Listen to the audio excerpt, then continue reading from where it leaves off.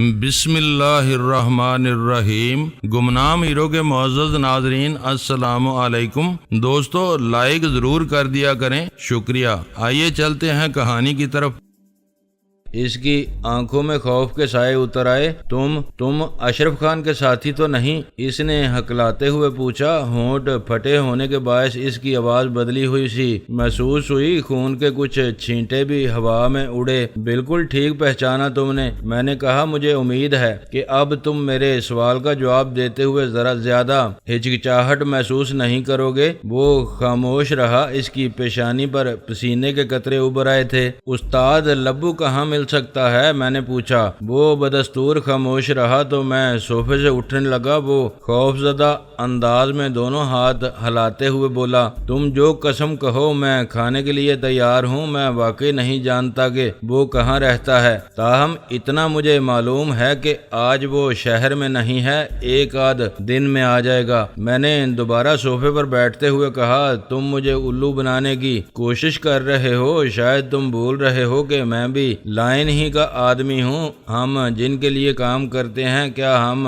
ان کے ٹھکانوں سے واقف نہیں ہوتے؟ استاد لبو کوئی فلمی اسمگلر تو نہیں ہے کہ اس کے قریبی ساتھی بھی اس کی شخصیت سے ناواقف ہوں۔ وہ کسی نامعلوم تہہ خانے میں بیٹھتا ہو، صرف ٹیلی فون پر احکامات جاری کیے جاتے ہوں اور کوڈ ورڈز میں گفتگو کی جاتی ہو۔ بخدا تقریباً ایسا ہی ہوتا ہے۔ غلام احمد لرزتی آواز میں بول اٹھا۔ استاد لبو کا نام سن کر ذہن میں کسی جاہل اور ان پڑھ سے آدمی کا تصور آتا ہے۔ وہ ہے بھی ایسا ہی، لیکن اس کا طریقہ کار ایسا نہیں ہے، کم از کم اب ایسا نہیں رہا۔ اس کا ذہن بہت تیز ہے اور اب تو ایک اور شخص بھی اس کے ساتھ شامل ہو گیا ہے۔ وہ یہیں کا کوئی MSc پاس نوجوان ہے، کچھ عرصہ امریکہ میں بھی رہا ہے۔ سنا ہے وہ وہاں زیادہ تر جیلوں میں ہی رہا ہے۔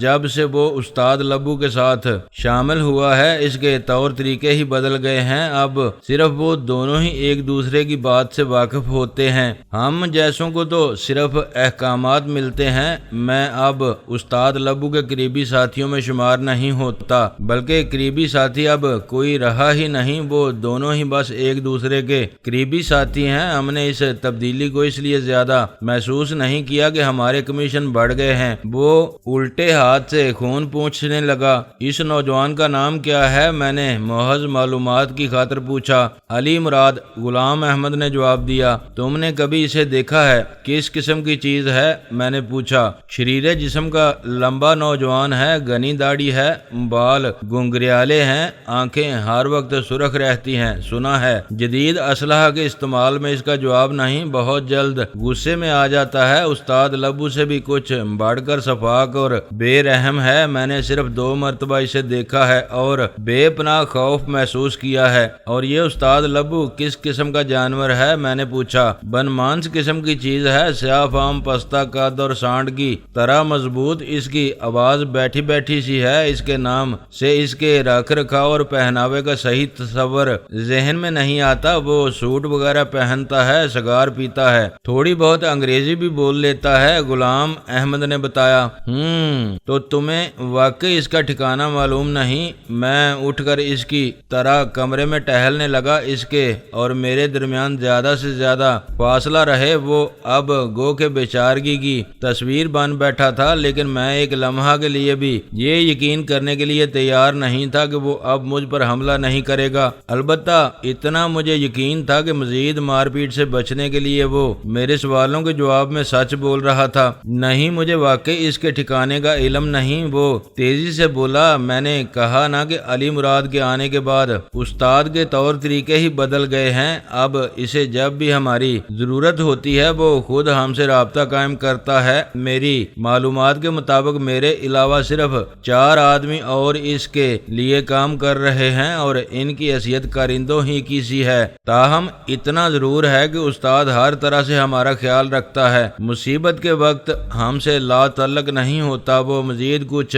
کہتے کہتے رک گیا۔ مثلاً میں نے رک کر مسکراتے ہوئے اس کی طرف دیکھا۔ وہ جب تمہارا یہ بگڑا ہوا چہرہ دیکھے گا تو بہت تل ملائے گا اور مجھے تلاش کرنے کی ہر ممکن کوشش کرے گا۔ عین ممکن ہے، غلام احمد نے جرأت سے کام لیتے ہوئے کہا۔ اچھا یہ بتاؤ، میں نے گویا اس بات کو غیر اہم سمجھ کر ختم کرتے ہوئے کہا، اگر تمہیں اچانک استاد لبو سے رابطہ قائم کرنے کی ضرورت پیش آ جائے تو تم کیا کرتے ہو؟ کچھ عجیب سا سلسلہ ہے، شاید تم یقین نہ کرو۔ وہ ہچکچاتے ہوئے بولا، ایک فون نمبر ہے جو اس نے ہمیں دے رکھا ہے۔ میں نے جب بھی اس فون کیا تو کھردری سی ایک نسوانی آواز سنائی دی ہے۔ فون استاد نے کبھی ریسیو نہیں کیا، لیکن میں نے اس نمبر پر جو بھی پیغام دیا ہے وہ چند منٹ کے اندر اندر استاد کو مل گیا ہے۔ میں نے تجسس سے مجبور ہو کر ایک مرتبہ پتہ چلانے کی کوشش کی تھی کہ یہ نمبر کس کا ہے۔ ڈائریکٹری میں یہ نمبر موجود نہیں ہے۔ بہرحال میرے خیال میں اس کا سراغ لگانا زیادہ مشکل نہیں تھا۔ یہ کوئی زیادہ بڑا شہر نہیں ہے۔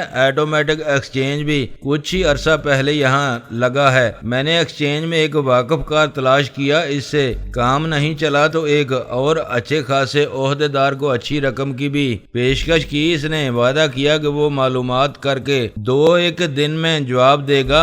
دوسرے دن استاد لبو میرے پاس آیا اور سرسری سے لہجے میں بولا، میں نے تمہیں جو نمبر دے رکھا ہے اس کے بارے میں معلومات حاصل کرنے کے لیے تم کئی دن سے مارے پھر رہے ہو، ایسی کیا ضرورت آن پڑی ہے تمہیں؟ بڑی مشکل سے میں نے اسے یقین دلایا کہ میں محض تجسس سے مجبور ہو کر ایسا کر رہا تھا تو وہ بولا، مجھے تجسس پسند لوگ بالکل اچھے نہیں لگتے۔ میرے نزدیک ان کا صحیح مقام گندا نالا ہے جس کی تہہ میں لیٹ کر وہ اطمینان سے قیامت تک غور و فکر کر سکتے ہیں۔ تجسس پسندوں کو ہمارے دندے میں نہیں، کسی لیبارٹری وغیرہ میں ریسرچ آفیسر ہونا چاہیے۔ مجھے اس کی یہ باتیں لفظ بے لفظ یاد ہیں۔ بہرحال میری معذرت پر اس کا دل صاف ہو گیا تھا اور وہ پہلے ہی کی طرح عزت اور محبت سے پیش آنے لگا تھا۔ وہ نمبر بتاؤ، میں نے کہا۔ اس نے نمبر بتایا جسے میں نے ذہن نشین کر لیا۔ اشرف خان کے متعلق مخبری استاد لبو نے ہی کی تھی نا؟ میں نے اس کی آنکھوں میں جھانکتے ہوئے پوچھا۔ وہ ہچکچایا تو میں ہونٹ بھینچ کر اس کی طرف بڑھا۔ وہ جلدی سے بولا، ہاں مجھے پتا چلا تھا۔ استاد نے اس معاملے میں خصوصی دلچسپی لی تھی، روپیہ بھی خرچ کیا تھا اور کسی اثر و رسوخ والے آدمی کی مدد بھی حاصل کی تھی۔ اس کی خواہش تھی کہ تم دونوں سرکاری آدمیوں سے مقابلے میں مارے جاؤ۔ میں اب غلام احمد کے قریب ہی کھڑا تھا۔ وہ سہمی سی نظروں سے میری طرف دیکھ رہا تھا۔ وہ شاید سمجھ بھی نہ پایا ہو کہ اس کے ساتھ ہوا کیا تھا۔ میرا ہاتھ اتنی تیزی سے حرکت میں آیا تھا کہ میں خود بھی حیران ہوئے بغیر نہ رہ سکا تھا۔ ریوالور کا دستہ غلام احمد کی کان پٹی پر پڑا تھا اور وہ دوسری طرف کو لڑک گیا تھا۔ میں چند لمحے وہیں کھڑا رہا، وہ بے حس و حرکت ہی رہا۔ میں اس کے بیڈ روم میں آیا اور اپنی ضرورت کی چند چیزیں تلاش کرنے لگا جو بالآخر مجھے مل گئیں۔ ایک مضبوط ریشمی ہزار بند، ایک قلم اور ایک رائٹنگ پیڈ۔ ہزار بند کا پھندا میں نے غلام احمد کے گلے میں ڈال کر اسے یک لخت کس دیا اور گرہ لگا دی۔ اس کی سانس رکی تو بے ہوشی ختم ہو گئی اور وہ بری طرح مچلنے لگا، لیکن پھندا اپنے گلے سے نہ ہٹا سکا۔ اس کی گردن اور چہرے کی نسیں یوں پھول گئیں گویا ابھی پھٹ پڑیں گی۔ آنکھیں ابل آئیں۔ بالآخر وہ ساکت ہو گیا اور دہشت ان آنکھوں میں منجمد ہو کر رہ گئی۔ سوری ڈیئر غلام احمد، میں نے زیر لب کہا، تمہارا قصور صرف اتنا ہی تھا کہ تم استاد لبو کے لیے کام کرتے تھے۔ میں اگر تمہارے ساتھ یہ سلوک نہ کرتا تب بھی ایک نہ ایک روز تم کسی نہ کسی کے ہاتھ سے مرتے ہی۔ اس کے بعد ایک کرسی میں نے تپائی کے قریب کھینچی اور بیٹھ کر نہایت توجہ اور انہماک سے لکھنے لگا، استاد جی، اپنے ایک نادیدہ شاگرد کی طرف سے یہ حقیر تحفہ قبول فرمائیے۔ اشرف خان مر چکا ہے، اس خبر سے آپ کو بے حد خوشی ہوئی ہے نا؟ میں نے سوچا اس موقع پر چھوٹی موٹی خوشی ہم بھی منا لیں، اس طرح حساب بھی برابر ہو جائے گا۔ ایک لاش کے بدلے ایک لاش، گو کہ مجھے معلوم ہے کہ غلام احمد کی آپ کے لیے وہ حیثیت نہیں تھی جو اشرف خان کی میرے لیے تھی۔ بہرحال جلدی میں یہی بندوبست ہو سکا ہے، کیونکہ میں اس وقت ملک سے باہر جا رہا ہوں، لیکن یہ مت سمجھیے گا کہ میں ہمیشہ کے لیے جا رہا ہوں۔ جس قدر جلد ممکن ہو سکا میں واپس آؤں گا اور آپ کو کسی ایسی ہستی کی لاش کا تحفہ پیش کروں گا جو آپ کو بہت ہی پیاری ہوگی، یہ میرا وعدہ ہے۔ دل چھوٹا مت کیجیے گا۔ میں سمجھتا تھا کہ ہماری لائن میں کافی نڈر اور مرد میدان قسم کے مجرم پائے جاتے ہیں، سینہ تان کر آمنے سامنے کھڑے ہونے والے، اپنے جھگڑے خود نمٹانے والے، لیکن جس انداز سے تم نے مخبری کر کے اور دوسرے چکر چلا کے اشرف خان اور اس کا ساتھ دینے والوں کو کچلنے کی کوشش کی، اس سے مجھ پر انکشاف ہوا کہ ہماری لائن میں تم جیسے لوگ بھی پائے جاتے ہیں جن کا شمار مردوں میں کیا جا سکتا ہے، نہ عورتوں میں۔ اگر تم میں غیرت کی کوئی رمق باقی ہوگی تو یہ رکا لے کر دوڑے ہوئے پولیس کے پاس نہیں جاؤ گے، اور اگر تمہارے راگ پٹھوں میں ذرا بھی جان ہوگی تو اپنی جنگ خود ہی لڑنے کی کوشش کرو گے۔ بہرحال تم خواہ کوئی بھی طریقہ اختیار کرو، میرے لیے اس سے کوئی فرق نہیں پڑتا۔ میں نے تم سے جو وعدہ کیا ہے وہ ضرور پورا کروں گا، منتظر رہنا اور بعد میں شکوہ نہ کرنا کہ خبردار نہیں کیا تھا۔ امید ہے تم سمجھ چکے ہوگے کہ میں کون ہوں۔ خدا حافظ۔ خط لکھ کر میں نے تنقیدی زاویہ نظر سے اسے پڑھا۔ ٹھیک ہی لکھا گیا تھا میرے مفہوم کا۔ اب اگر استاد لبو پر وہی اثر ہوتا جو میں چاہتا تھا تب بات تھی۔ وہ ورک میں نے رائٹنگ پیڈ سے علیحدہ کر کے غلام احمد کے گریبان میں پھنسایا اور کمرے سے نکل آیا۔ دروازہ میں نے نہایت اطمینان سے بند کرنے کے بعد نیچے آ کر گلی میں نکلنے سے پہلے اطمینان کر لیا کہ کوئی باہر موجود تو نہیں۔ گاڑی میں بیٹھ کر میں اس گلی سے نکلا تو میرا ارادہ ٹیلی گراف آفس جانے کا تھا، جہاں پبلک ٹیلی فون بوتھ بھی موجود تھا۔ میں شہر کے ایک بازار سے گزر رہا تھا کہ میری نظر نوشے پنواڑی پر پڑی۔ وہ اپنی پان سگریٹ کی دکان کھول کر اسے جھاڑنے پونچھنے کے بعد بیٹھنے کی تیاری کر رہا تھا۔ میں نے گاڑی اس کی دکان سے کافی آگے لے جا کر ایک جگہ روک دی جہاں اس کی نظر نہ پڑ سکے۔ پھر میں پیدل واپس آیا اور تاریک شیشوں کی اینک اتارنے کے بعد میں نے اسے اپنی طرف متوجہ کیا۔ سگریٹوں کا ایک ریک درست کرتے کرتے وہ چونک کر مڑا اور مجھے دیکھ کر اس نے یوں باچیں پھیلائیں جیسے کوئی بچھڑا ہوا دوست مل گیا ہو۔ وہ تمام لوگ جو اس سے کبھی کوئی چیز ادھار نہیں لیتے تھے، ان سے وہ اسی طرح ملتا تھا۔ کہاں تھے میری جان؟ مسافر اور معانقے سے فارغ ہو کر اور ایک ہی سانس میں کئی رسمی جملے بولنے کے بعد اس نے گدی پر بیٹھتے ہوئے کہا، تمہارے تو 2 خط بھی آئے پڑے ہیں۔ میں یہی جاننے کے لیے نوشے کے پاس رکا تھا۔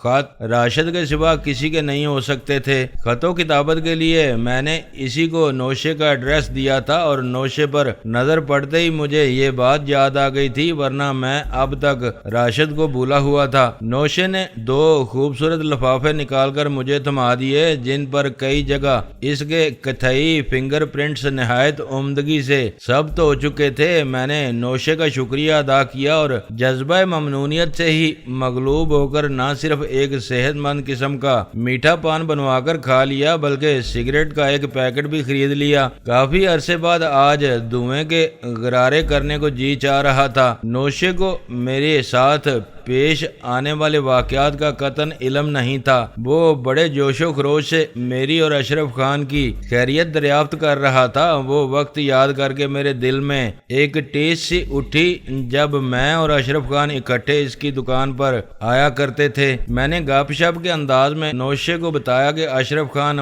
ملک سے باہر چلا گیا ہے اور اب میں بھی جا رہا ہوں۔ فی الحال یہ طے نہیں ہوا کہ مستقل قیام کہاں ہوگا۔ خیر، جب بھی کہیں سیٹل ہو جاؤ خط ضرور لکھنا افضل جانی۔ اس نے قدرے ملتجیانہ سے انداز میں تاکید کی۔ شاید اس نے دل ہی دل میں ان چیزوں کی فہرست بھی بنانی شروع کر دی تھی جو وہ مجھ سے منگوانا چاہتا تھا۔ میں نے دونوں خطوط جیب میں ٹھونسے اور اسے خدا حافظ کہہ کر آگے چل دیا۔ اینک اور ٹوپی میں نے دوبارہ پہن لی۔ بازار میں چہل پہل شروع ہو چکی تھی، بیشتر دکانیں کھل چکی تھیں۔ ٹیلی گراف آفس پہنچ کر میں نے ایک پبلک بوتھ میں کھڑے ہو کر وہ نمبر ڈائل کیا جو غلام احمد نے مجھے بتایا تھا۔ دوسری گھنٹی پر ہی ریسیور اٹھا لیا گیا۔ جی فرمائیے، دوسری طرف سے پوچھا گیا۔ آواز نسوانی لیکن کھردری تھی۔ غلام احمد نے ٹھیک ہی بتایا تھا۔ استاد لبو جیسے ہی واپس آئے، اسے ایک پیغام دے دینا۔ میں نے آواز بدلنے اور لہجہ حتی الامکان سپاٹ رکھنے کی کوشش کرتے ہوئے کہا، کون بول رہا ہے؟ دوسری طرف سے فوراً محتاط لہجے میں پوچھا گیا۔ وہ جو کوئی بھی تھی یقیناً چونک اٹھی تھی۔ استاد لبو کو جب تم میرا پیغام دو گی تو وہ خود ہی سمجھ جائے گا کہ کون بول رہا تھا۔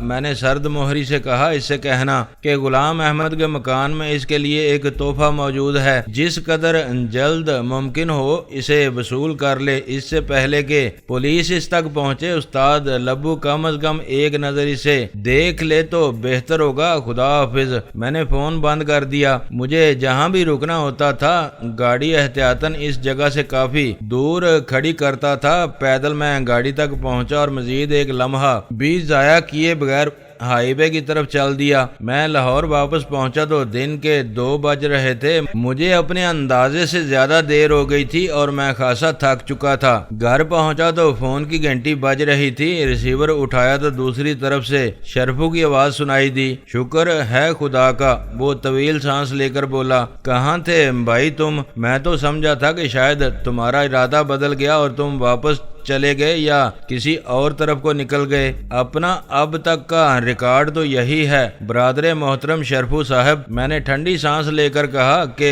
جس مقام کو خیر باد کہہ دیا اس کی طرف لوٹ کر نہیں گئے۔ مجھے ایک ضروری کام یاد آ گیا تھا۔ فرار ہوتے وقت میں اور اشرف خان ایک جگہ کچھ سراغ چھوڑ آئے تھے۔ میں نے بہتر سمجھا کہ نئی زندگی شروع کرنے سے پہلے انہیں بھی مٹاؤں۔ یہ تو بہت اچھا کیا تم نے، اس نے طمانینت سے کہا۔ پھر ایک لمحے کے توقف کے بعد وہ بولا، شام کا کیا پروگرام ہے؟ مجھے ایک صاحب سے ملنے جانا ہے جن سے شاید مستقبل میں بھی تمہیں اکثر واسطہ پڑے۔ میں نے سوچا ہے تمہیں بھی ساتھ لیتا چلوں۔ واپسی پر کچھ دیر کے لیے ایک جگہ رکیں گے۔ وہ ایک اسیب زدہ سی کوٹھی ہے مگر وہاں چند بہت ہی حسین قسم کی بدروہیں رہتی ہیں۔ ہم جیسے مہمانوں کی بہت قدر کرتی ہیں۔ بیچاری اگر تم مناسب سمجھو تو انہیں شرف میزبانی بخش دیا جائے۔ فی الحال تو میں بہت تھکا ہوا ہوں۔ میں نے کہا، ریسیور مجھے اتنا بھاری معلوم ہو رہا ہے جیسے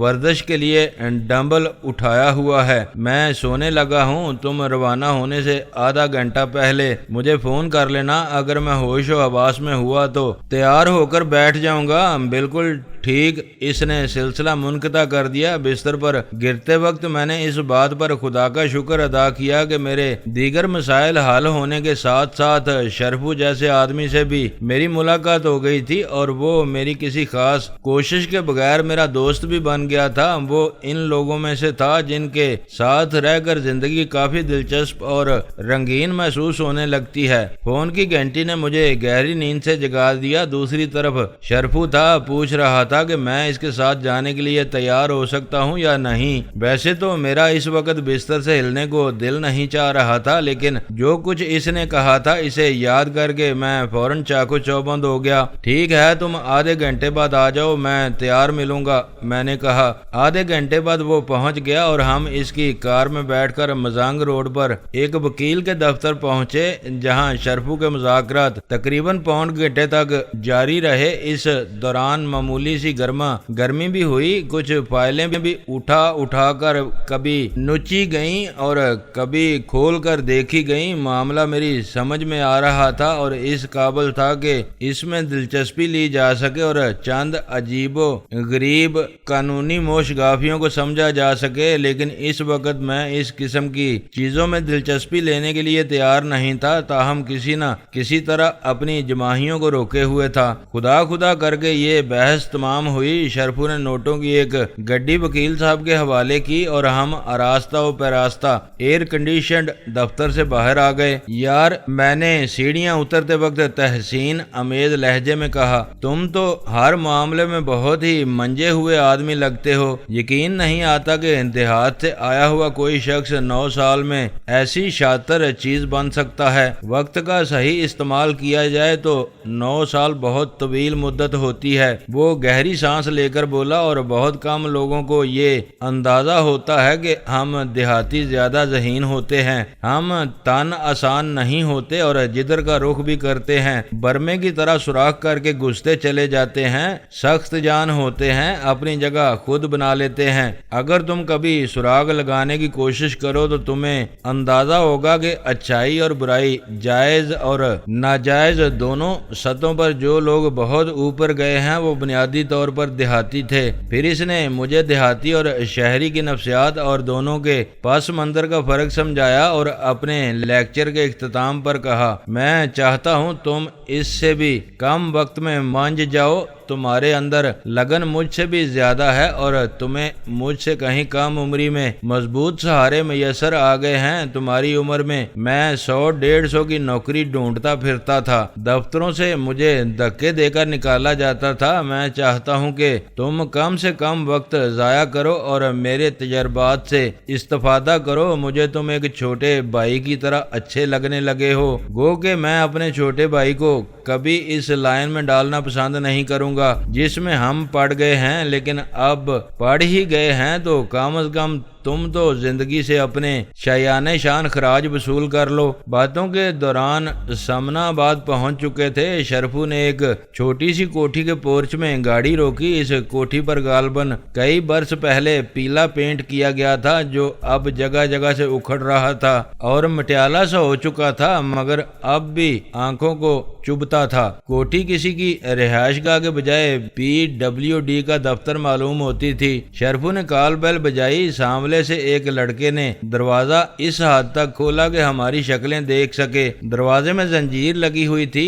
ارے شرفو دادا ہیں، وہ مسکرایا۔ وہ یقیناً بنگالی تھا اور خان سامہ معلوم ہوتا تھا۔ اس کے لباس پر ایپرن بندھا ہوا تھا۔ اس نے دروازے کی زنجیر ہٹا دی اور ہم اندر چلے گئے۔ بائیں ہاتھ پر ایک معقول قسم کا ڈرائنگ روم تھا۔ شرفو بے تکلفی سے ایک صوفے پر بیٹھا کیا تقریباً لیٹ ہی گیا۔ خان سامہ اپنے سفید دانتوں کی نمائش کرتے ہوئے بولا، میں میڈم کو جا کر بولتا ہوں۔ تھوڑی دیر بعد فربا اندام سی ایک ادھیڑ عمر عورت مسکراتی ہوئی کمرے میں داخل ہوئی۔ خوشبو کا ایک جھونکا سا اس کے ہم قدم تھا۔ اس کا لباس، میک اپ، سب کچھ بڑے سلیقے کا تھا اور وہ ہر اعتبار سے ایک معزز عورت معلوم ہوتی تھی، لیکن جب وہ بولی تو اس کا لہجہ مجھے انہی خاص عورتوں والا محسوس ہوا جنہیں اب میں بھی کافی حد تک پہچاننے لگا تھا۔ کہاں تھے شرفو دادا اتنے دنوں سے؟ میڈم اپنے لہجے میں اپنائیت سمونے کی کوشش کرتے ہوئے بولی، نصیب دشمنا، طبیعت تو ٹھیک تھی۔ طبیعت تو اپنی ٹھیک ہی رہتی ہے، شرفو انگڑائی لیتے ہوئے بولا، مگر تمہیں معلوم ہے اپنی عادت کا، اکیلے تو سیر و تفریح پر جانے کو دل ہی نہیں چاہتا اور کافی دنوں سے کوئی معقول کمپنی میسر ہی نہیں تھی۔ بس اس زندہ دل نوجوان سے دوستی استوار ہوئی ہے تو شاید کبھی کبھار تمہارے در دولت پر حاضری دیتے رہیں۔ زہ نصیب، میڈم نے پہلو بدلتے ہوئے قدرے بے دھیانی سے کہا، ویسے آج آئے ہو تو کچھ زیادہ ہی جلدی آ گئے ہو۔ لڑکیاں ابھی تیار ہو رہی ہیں، میک اپ کر رہی ہیں، ہمیں گھر جانے کی ایسی کوئی جلدی نہیں۔ شرفو بولا، تم اگر مصروف ہو تو مصروف ہی رہو، ہمارے لیے پینے کو کچھ بھجوا دو۔ میں ابھی بھجواتی ہوں۔ میڈم اٹھتے ہوئے ممنونیت امیز انداز میں مسکرائی۔ وہ یقیناً اس وقت کسی چکر میں الجھی ہوئی تھی، مروتاً ہمارے پاس بیٹھی تھی۔ وہ چلی گئی اور کچھ دیر بعد ایک اور نوکر جو اپنی حرکات و سکنات سے گونگا بہرا معلوم ہوتا تھا پینے پلانے کا سامان رکھ گیا۔ ہم کچھ ترنگ میں آئے تو میں نے شرفو سے کہا، تم اپنا حلیہ ایسا کیوں رکھتے ہو؟ قاسم خان کے گینگ میں تم جتنی اہمیت کے حامل ہو اور پھر عمر کے جس دور میں ہو، اس میں یہ جینز جیکٹ، یہ گلے میں بندھا ہوا رومال اور ہاتھ میں کڑا وغیرہ کچھ جچتا نہیں۔ تمہیں معززانہ حلیے میں رہنا چاہیے۔ تم ایک مختصر لیکن طاقتور تنظیم کے ایگزیکٹو ہو۔ وہ ہنسنے لگا اور کافی دیر تک ہنستا ہی رہا، بالآخر سنجیدہ ہوتے ہوئے بولا، اس قسم کی چیزیں مجھے اب احساس کمتری میں مبتلا نہیں کرتی۔ میری ذات سے اس طرح کے نفسیاتی الجھاوے تو ختم ہو گئے ہیں۔ میں اپنا حلیہ جان بوجھ کر ایسا رکھتا ہوں۔ میں میں خود چاہتا ہوں کہ میری شخصیت کا تاثر کچھ ایسا ہی بنے کہ میں وہ گاؤدی ہوں جسے پکی عمر میں 4 پیسے میسر آئے ہیں تو فیشنیبل شہری نوجوان بننے کے شوق میں مبتلا ہو گیا ہوں۔ اس طرح میرے بارے میں لوگ عموماً غلط فہمی کا شکار رہتے ہیں۔ انہیں تبھی پتہ چلتا ہے جب میں ان کی گردن ناپتا ہوں۔ سچی بات تو یہ ہے کہ پہلی بار دیکھ کر میں بھی تمہیں نرا گاؤدی ہی سمجھا تھا۔ میں نے قدرے کھسیانی ہنسی کے ساتھ اعتراف کیا، شکر ہے اس تاثر کے تحت میں نے کوئی حماقت نہیں کی، ورنہ شاید آج ہم دوست نہ ہوتے۔ شاید، اس نے مبہم سے لہجے میں کہا اور پھر قدرے تکتے ہوئے بولا، اور ہاں، یہاں قاسم خان کا نام لینے اور ینگ وغیرہ جیسے الفاظ استعمال کرنے کی ضرورت نہیں۔ یہاں میں ٹھیکیدار ہوں، مختلف فرموں کو بلڈنگ مٹیریل اور لیبر سپلائی کرتا ہوں، سمجھے؟ وہ مجھے آنکھ مار کر مسکرایا، اور خود اپنے بارے میں بھی محتاط رہا کرو، تخلیے میں بھی۔ میں نے معذرت خواہانہ انداز میں سر ہلایا۔ کچھ دیر بعد 4 لڑکیاں کمرے میں داخل ہوئیں، ان کے ساتھ خوشبوؤں کا ایک ریلا بھی کمرے میں در آیا۔ میری نظر میں تو وہ چاروں ہی حسین تھیں، ان میں صرف ایک ہی کمی تھی کہ بنی سمری ہونے کے باوجود ان کے چہروں پر زندگی کی چمک نہیں تھی۔ میں نے ان میں سے کم عمر ترین کو اپنی ساتھی کے طور پر منتخب کیا اور ایک دوسرے کمرے میں پہنچ کر تخلیہ میسر آنے کے بعد ایک مرحلے پر بڑی ترنگ میں پوچھا، تم اس زندگی میں کیسے آ گئیں؟ اوف، خدا کی پناہ! اس نے بیزاری سے سر تھام لیا۔ کیا تم مردوں کے پاس پوچھنے کے لیے کوئی اور سوال نہیں ہوتا؟ وہ زمانہ بیت گیا جب میں جگر تھام کے اس سوال کے جواب میں اپنی دکھ بھری کہانی سنایا کرتی تھی۔ تم مرد لوگ یہاں اچھا وقت گزارنے آتے ہو، تمہیں چاہیے کہ اچھا وقت گزارو اور دفع ہو جاؤ۔ تمہیں اچھی طرح معلوم ہوتا ہے کہ ہم جیسی لڑکیوں کی کہانی کیا ہوتی ہے یا کیا ہو سکتی ہے۔ اس کے باوجود شاید تم لوگ صرف چسکے لینے کے لیے پوچھتے ہو، ورنہ اس تردد کی بھلا کیا ضرورت ہے؟ وہ جو کتابوں میں لکھا ہوتا ہے کہ ہر بڑے آدمی کی کامیابی کے پیچھے ایک عورت کا ہاتھ ہوتا ہے، یا یہ کہ عورت ہی کسی شخص کو بڑا آدمی بناتی ہے، تو میرا خیال میں اس کی ہم وزن ایک اور بات بھی کتابوں میں لکھی جانی چاہیے، وہ یہ کہ ہر عورت کی ذلتوں کے پیچھے ایک مرد کا ہاتھ ہوتا ہے۔ بس اتنی سی کہانی ہے، اسے بار بار دہرانے سے کیا فائدہ؟ میں اگر اس وقت آئینہ دیکھتا تو شاید اپنی آنکھیں مجھے ٹینس کی گیند کی طرح گول نظر آتی۔ میں نے بجا طور پر حیرت سے کہا، اس کم عمری میں اتنی تلخی؟ کوٹھی خانے میں گزارے ہوئے 3 سال کسی شریفانہ جگہ پر گزارے ہوئے 30 برس پر باری اور ان سے کہیں زیادہ کٹھن ہوتے ہیں۔ وہ پہلے سے زیادہ تلخی سے بولی۔ اس کا موڈ بگاڑ کر اپنی شام خراب کرنے سے کوئی فائدہ نہیں تھا۔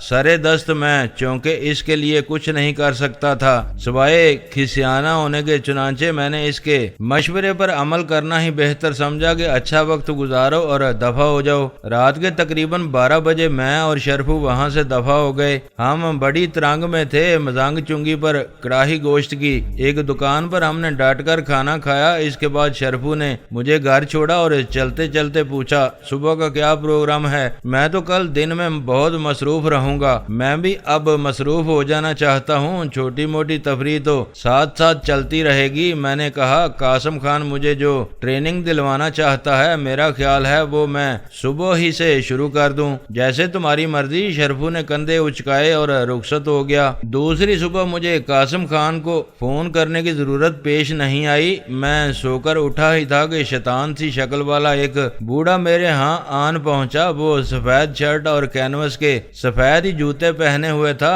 جادوگروں جیسی اس کی نکیلی سی داڑھی بھی سفید تھی اور جانے کیوں مصنوعی نظر آ رہی تھی۔ میرے بچے، میں وہ شخص ہوں جس نے 20 پتھروں کو تراش کر ہیرا بنایا ہے۔ اس نے گیٹ سے میرے ساتھ چل کر کمرے میں پہنچ کر کہا، تمہیں بھی ہیرا بنانے کی ذمہ داری قاسم خان نے مجھے سونپی ہے، چلو میرے ساتھ چلو۔ اس کی آواز کسی حد تک طوطے جیسی تھی۔ میرے ذہن سے ابھی نیند کا خمار صحیح طور پر نہیں اترا تھا۔ میں نے آنکھیں ملتے ہوئے کہا، مجھے ہیرا بننے میں کوئی اعتراض نہیں چچا میاں، مگر ابھی تو میں نے غسل ناشتہ کچھ بھی نہیں کیا۔ ناشتے کی ضرورت نہیں، بڑے میاں نے فیصلہ کن لہجے لہجے میں کہا، بس اگر ٹھنڈا یخ پانی دستیاب ہے تو اس سے نہا لو تاکہ تمہارا ذہن پوری طرح بیدار ہو جائے، ناشتہ تم میرے ساتھ کرنا، ایسا لاجواب ناشتہ کرواؤں گا کہ اس کے بعد روزانہ ناشتہ کرنے میرے پاس دوڑے آؤ گے۔ تمہیں میرے ساتھ میرے گھر چلنا ہوگا، میرا تربیت کا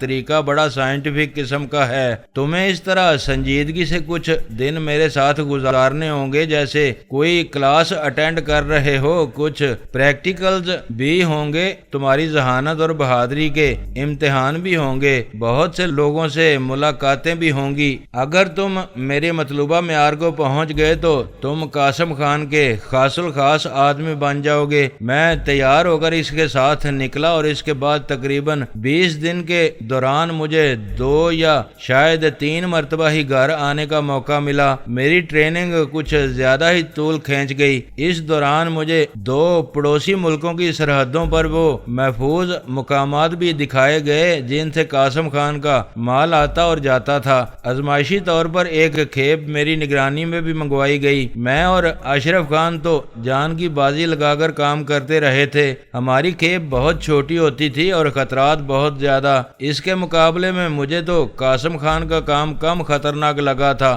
حالانکہ اس میں مال کی نقل و حرکت بڑے پیمانے پر تھی۔ مجھے کام پہلے کی نسبت آسان لگ رہا تھا اور قاسم خان میری کارکردگی پر پھولا نہیں سما رہا تھا۔ وہ بزرگوار جنہوں نے کچھ دن کے لیے میری کوچ کے فرائض انجام دیے تھے، انہیں صحیح طور پر معلوم نہیں تھا کہ میں کہاں کہاں دھکے کھاتا رہا ہوں اور کیسے کیسے حالات میں اپنی بقا کی جنگ لڑتا رہا ہوں، اس لیے وہ میری تمام تر کارکردگی کا صحرا اپنے ہی سر باندھتے رہتے تھے کہ یہ سب کچھ ان کی تربیت کا نتیجہ تھا اور یہ کہ میں بے حد ہونہار شاگرد تھا۔ انہوں نے اپنی زندگی میں کسی شاگرد کو اتنی جلدی ٹرینڈ ہوتے نہیں دیکھا تھا۔ اس دوران میرا پاسپورٹ بھی بنوا دیا گیا تھا۔ قاسم خان کا ارادہ تھا کہ سیدھے راستوں سے بھی مجھے 2-3 پارٹیوں کے ساتھ چند ممالک کے چکر لگوائے جائیں گے۔ ان اطراف میں صرف یک طرفہ پھیرا ہوتا تھا،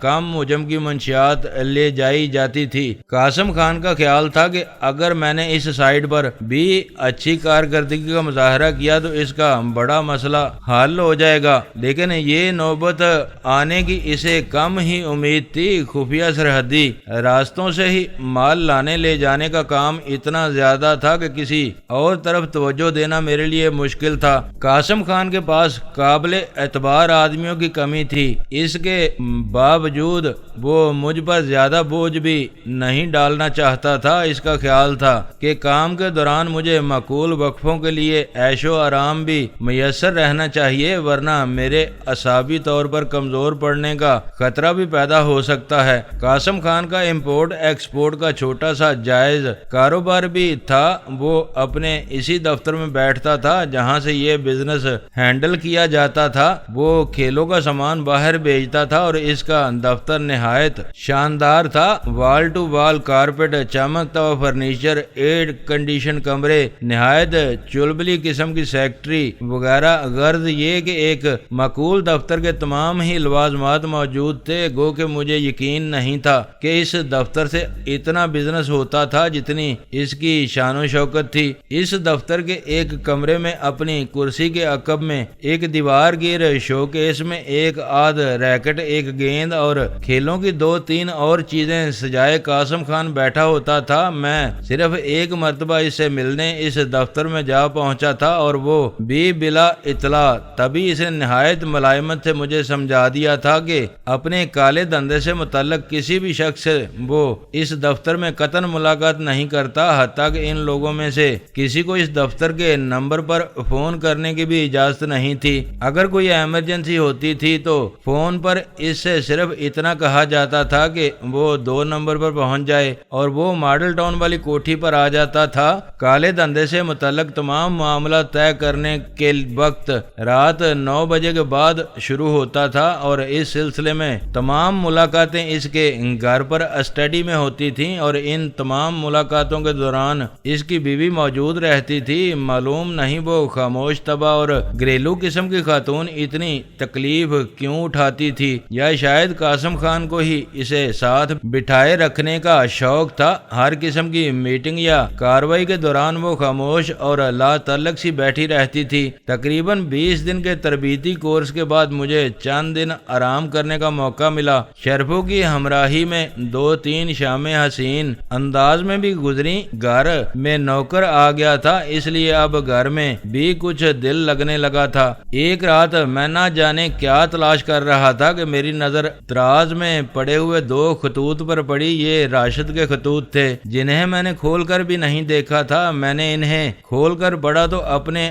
آپ پر بڑی شرم آئی کہ اس بیچارے نے اتنے خلوص سے اتنے طویل 2 خطوط لکھے تھے اور میں نے آج تک انہیں کھول کر بھی نہیں دیکھا تھا۔ خطوں میں ویسے تو کوئی خاص بات نہیں تھی، لیکن ہر جملہ راشد کے خلوص اور اپنائیت کا مظہر تھا۔ اس نے یہی لکھا تھا کہ وہ خیر و عافیت سے اپنے گھر پہنچا تو اس کے والدین کی خوشی کے مارے کیا حالت ہوئی، اور یہ کہ میرے بارے میں جاننے کے بعد اس کے والدین مجھ سے ملنے کے کس قدر مشتاق تھے۔ اس نے دونوں خطوں میں مجھے کراچی آنے کی دعوت دی تھی اور کئی بار اس کا اعادہ کیا تھا۔ پہلی بار کسی نے اس قدر معصومانہ خلوص کے ساتھ مجھے خط لکھا تھا، میں مسکرائے بغیر نہ رہ سکا۔ اس وقت میں فارغ تھا اور مجھے کوئی مصروفیت نہیں سوچ رہی تھی۔ میں اسی وقت اسے جواب لکھنے بیٹھ گیا۔ میں نے تاخیر سے خط لکھنے پر معذرت کی اور لکھا کہ میں نے لاہور منتقل ہو کر اپنا ذاتی کاروبار شروع کر دیا ہے۔ انہی مصروفیات کی وجہ سے میں خط نہیں لکھ سکا تھا، اور یہ کہ آئندہ وہ مجھے لاہور ہی کے ایڈریس پر خط لکھا کرے۔ میں نے یہ بھی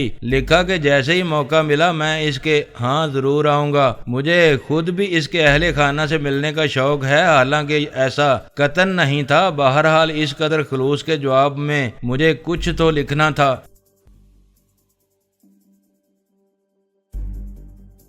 دوستو ویڈیو کو لائک ضرور کر دیا کریں۔ ISI پاک آرمی زندہ باد، پاکستان پائندہ باد۔ معزز ناظرین، اپنا خیال رکھیے گا اور اپنے اس چینل کا بھی شکریہ۔